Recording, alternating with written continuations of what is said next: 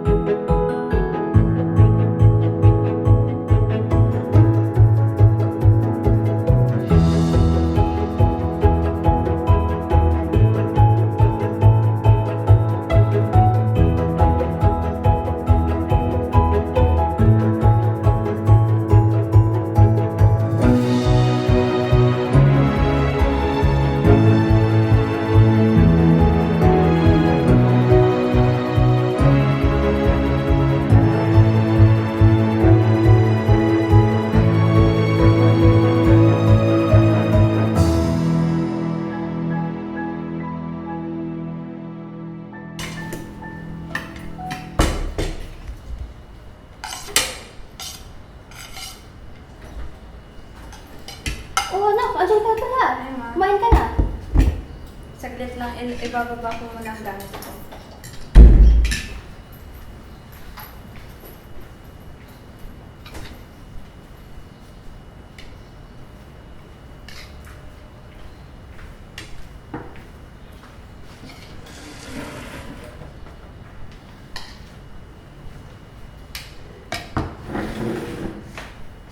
Ma, pray muna tayo. Panginoon, salamat po sa pagkain na pinagkaloob niyo. Magbigay po sana ito ng kalakasan sa aming katawan. In Jesus' name we pray. Amen.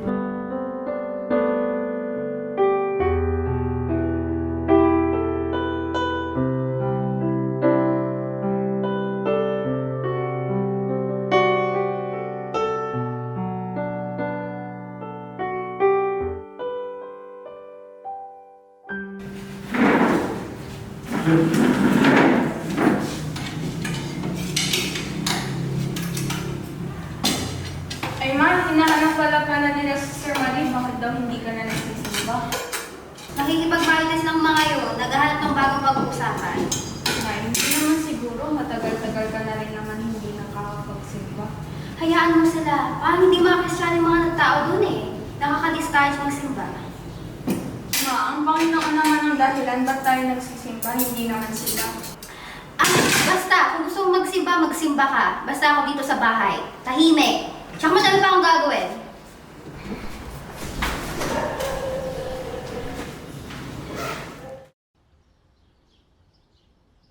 Jesus Christ is a God manifested in the flesh. Made salvation free for all. Kaya hindi mo na kailangan maging miyembro pa ng relihiyon. Marami pong salamat. Pastor, salamat po sa mensahe na inyong pinahayag. Ako po ay na-bless at na-encourage, lalo na po sa puntong ito na ako maraming questions sa Panginoon, lalo na sa aking nanay at pamilya. Well, normal lang naman na tayo minsan ay makina. Pero huwag dapat natin hahayaan itong mga bagay na to na patuloy makaapekto sa ating pananampalataya, sa ating Panginoon. Hindi naman pinangako ng ating Panginoon na magiging madali ang buhay na wala tayong challenges sa ating life. Ang pinangako ng Panginoon is hindi na tayo ilumanan at pababayaan ng iluman. Kaya magpakatibay ka lang sa iyong pananampalataya sa Estudesa. Balang araw, ang iyong pagsasakripisyo, pagpapagal ay magbubunga rin balang araw.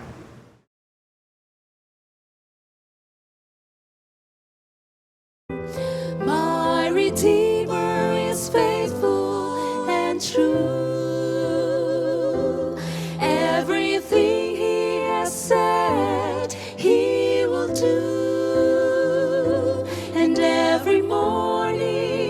His mercies are new. My Redeemer is faithful and true. Panginoon, alam niyo po kung ano ang saloobin ko. Alam niyo po kung ano po ang pagsubok na aking pinagdadaanan ngayon. Umaasa po ako sa iyong strength at comfort. Matagal-tagal ko na pong pinapanalangin na makabalik si Mama sa simbahan para may kasama po akong maglingkod at nananalangin na ang buong pamilya po namin ay makasama din namin maglilingkod sa inyo tulad ng dati. Alam ko pong darating ang araw na ito rin po ay masasagot ninyo. In your time, Lord. Salamat po sa iyong kabutihan. Sa pangalan ng Panginoong Jesus. Amen.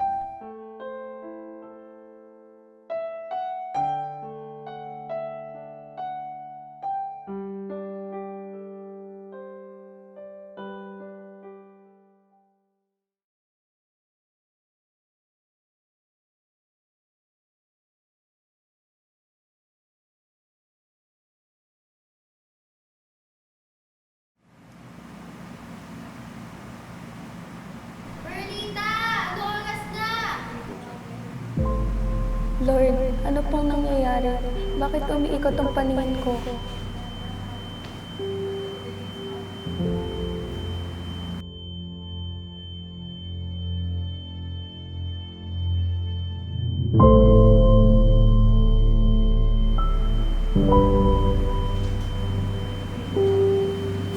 Perlita! Ano nangyari sa'yo? Perlita! Gumising ka! Perlita! Perlita! Perlita! Perlita!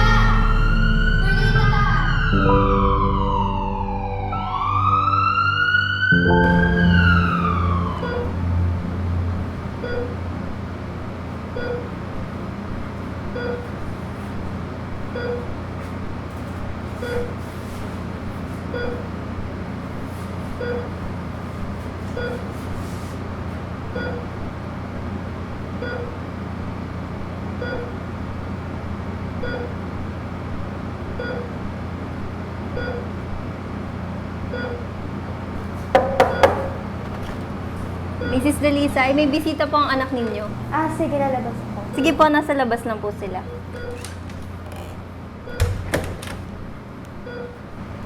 Wait lang na ka.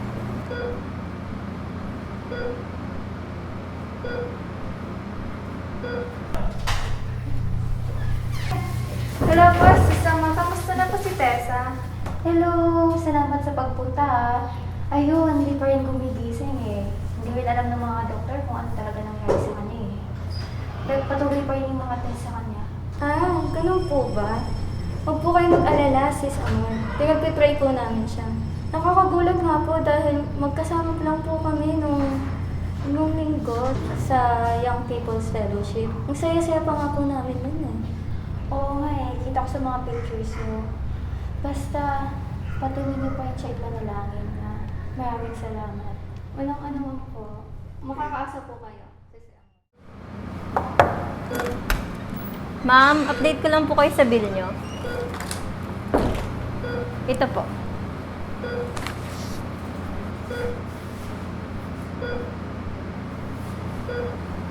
Saan ako kukuha ng ganitong kalaking pera?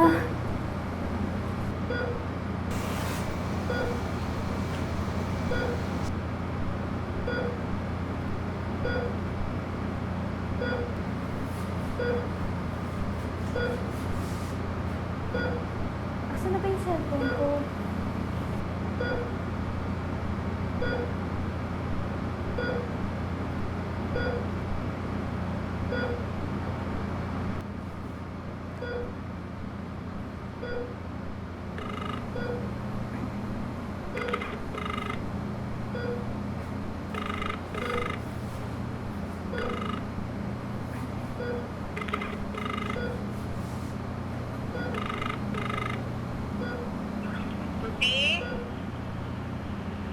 Hello? Inday, pasensya na sa abala ha. Okay lang, te. Ano yun? Alam mo naman kasi nangyari sa pamangkin mo eh. Ang problema kasi, naubos na kasi yung ipon ko. Kung baka lang, kung pwede, manghiram ako. Babayaran ko na lang kung nakahanap ako ng bagong trabaho. Ay, di. Sensya na. Kasi gawanan ko ngayon eh. Yung ipon namin, parang pa sa panganganak ko. Sensya na ate. Ganun ba? Sige, naiintindihan ko naman. Salamat ingat. Hindi.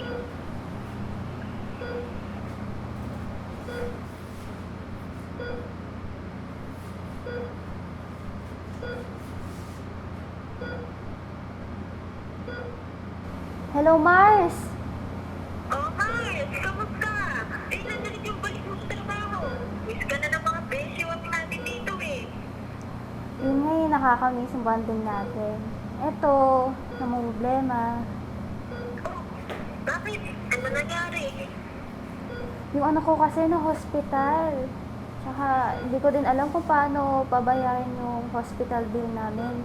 Lumaki na kasi 3 buwan na kami dito eh. Kung pwede bang manghiram ako sa'yo? Ay, patay, Mars. May outing kaming family papuntang Japan. Eh, alam mo naman, ako yung financial dito. Gastos ko lahat. Kaya, pasensya na, Mars, ha? Gusto kong tumulong kaso. Nakalaan doon yung budget ko eh. Pero pasensya na talaga. Ganun ba? Hindi, okay lang. Sige, ingat kayo. Thank you, Mars. Nakatatag ka. Gagaling din yung anak mo. Salamat, Mars. Si Pastor kaya? Naku, nakakaya naman. Di na nga ako nagsisimba, hihingi pa ako ng tulong. Baka sabihin, ang kapal na mukha ko.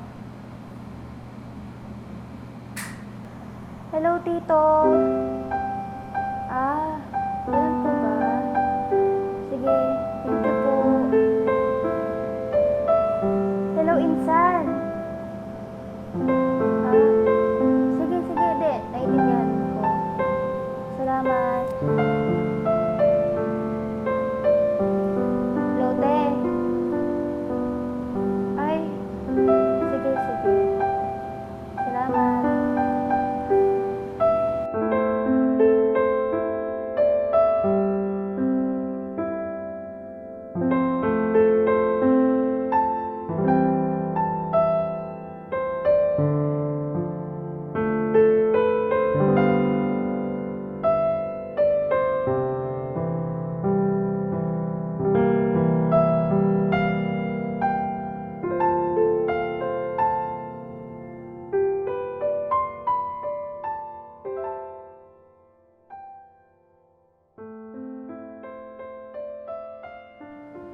Philippians 4:6. Be careful for nothing, but in everything by prayer and supplication with thanksgiving, let your requests be made known unto God.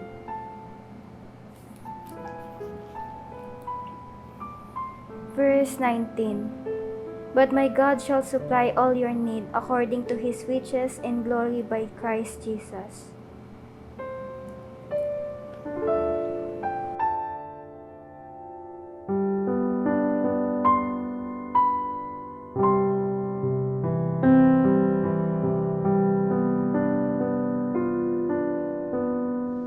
Panginoon, patawarin niyo po ako sa pagtalikod sa inyo simula nung nawalang asawa ko. Ngayon po, hinihingi ko po ang inyong awa dahil hindi ko po kakayanin pag nawala pa po ang anak ko. Siya na lang po ang pamilya ko.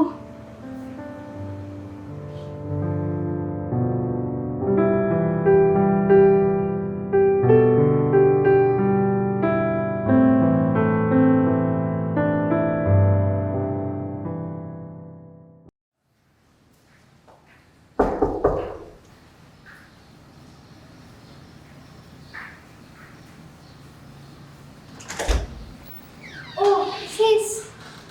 Sis, nabalitaan ko palang nangyari kay Tessa. Alam ko mahirap to sa'yo dahil nag-iisa ka na lang nag-aalaga sa kanya. Pasensya na kung hindi kita madalas makamusta at mabisita ha. Ako din kasi may pinagdaanan din ako na tulad ng sayo. Pero sa awa ng Panginoon, nandito pa rin ako at nagpapatuloy sa paglilingkod sa Kanya. Ha? Tulad ng pinagdaanan ko? Anong ibig mong sabihin? Tumanaw din kasi ang mister ko. Masakap nga lang, hindi man lang kami nagkaanak. Ha? Di ba kakakasal nilang last year?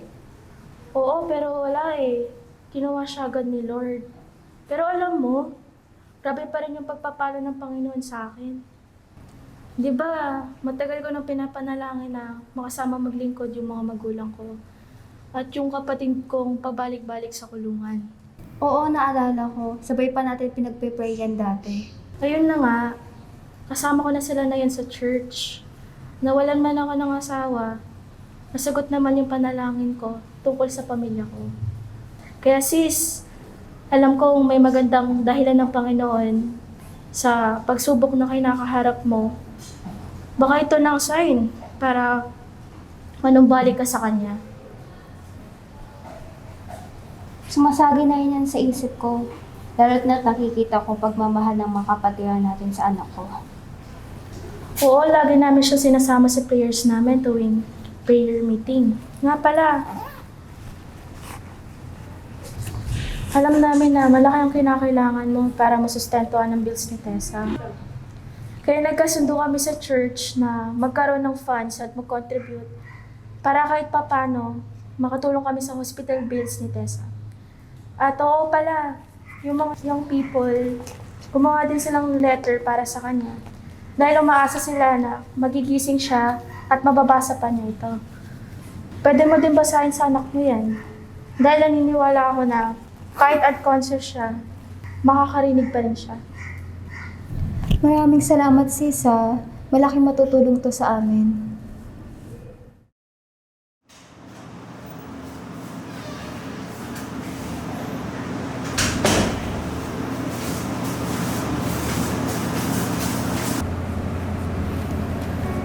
Grabe Panginoon, hindi ko akalain na madaming may encourage ng mga kapatiran dahil sa testimony ng anak ko.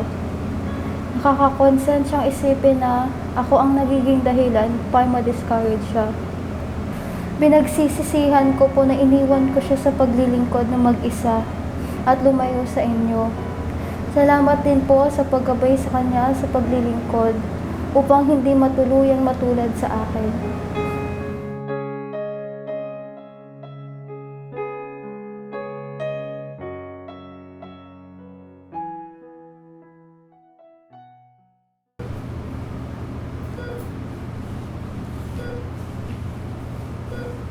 Nak, magsisimple lang si nanay ah. Si tito muna yung magbabantay sa'yo ulit. Magpatatag ka, love you.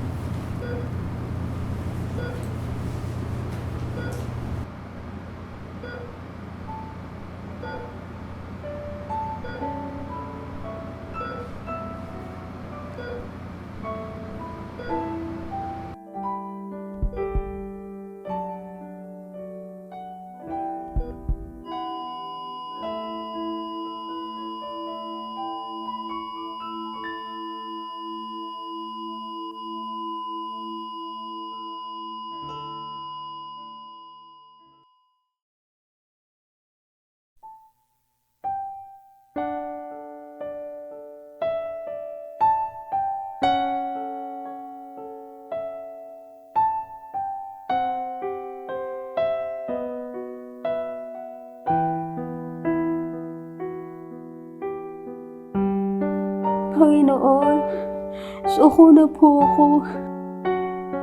Sinusuko ko na po ang lahat ng mga pasanin ko at pinagkakaloob ko po sa inyo ang buong buhay ko.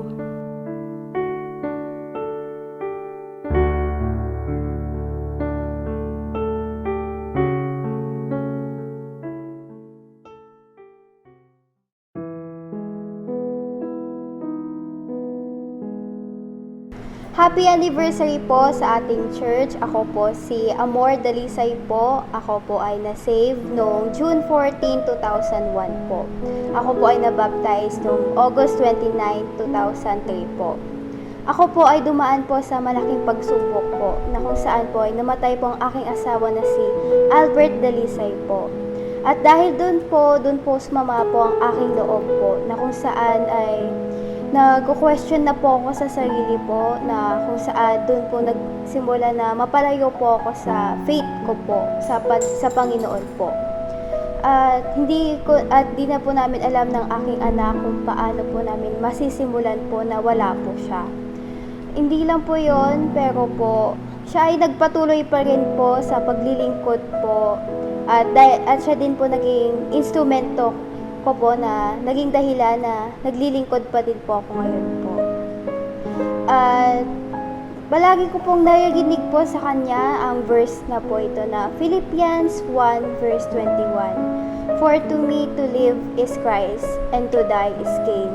Na kung saan po ay kahit anong mga pagsubok na napapagdaanan niya po, mga sakit po na naranasan niya po, ay nagpapatuloy pa rin po siya sa paglilingkod po hanggat na buhay pa rin po siya. Ako po ngayon ay masaya dahil ginamit po ako ng Panginoon po ngayon na ma-reach po yung cancer at dialysis patients po, na kung saan po ay marinig din po nila ang salita ng Panginoon po. Hindi po naging burden po sa akin to dahil sa aking mga pinagdadaanan po. At naging inspirasyon ko po dito ang aking asawa at ang aking anak na kinapatayan ng aking asawa ay kidney failure at ang aking anak naman ay brain cancer.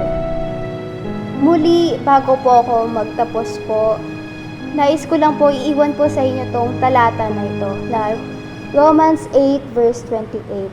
And we know that all things work together for good to them that love God, to them who are the called according to His purpose.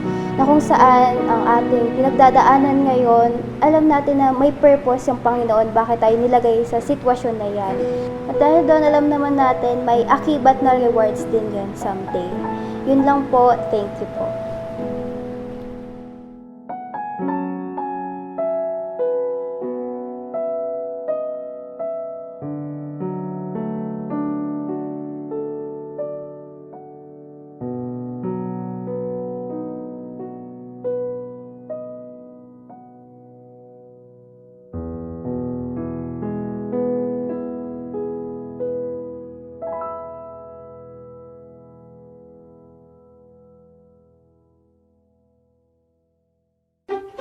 Na po ang lahat ng mga pasalin ko at pinagkakaloob ko po sa inyo ang buong bahay ko. Buong bahay ko. Sabi, Panginoon, hindi ko akalaing na madaming ma-encourage sa pananampalataya. Nakakonsyang. Makikipapranis lang mga yun. Naghahanap ng pagpagong. Action!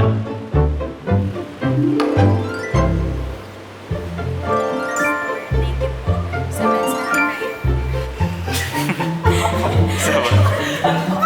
2, 3, pasok!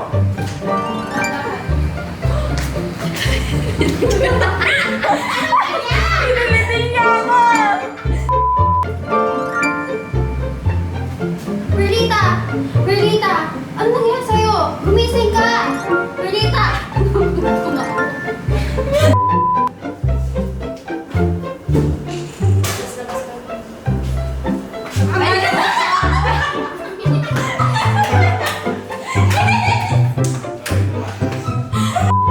Pumanaw din ang mister ko.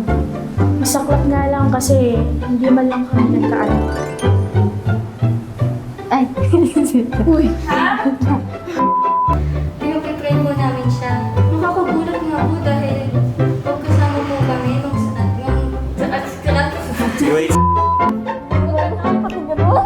yung ginawa ko. Oo, yung ginawa ko.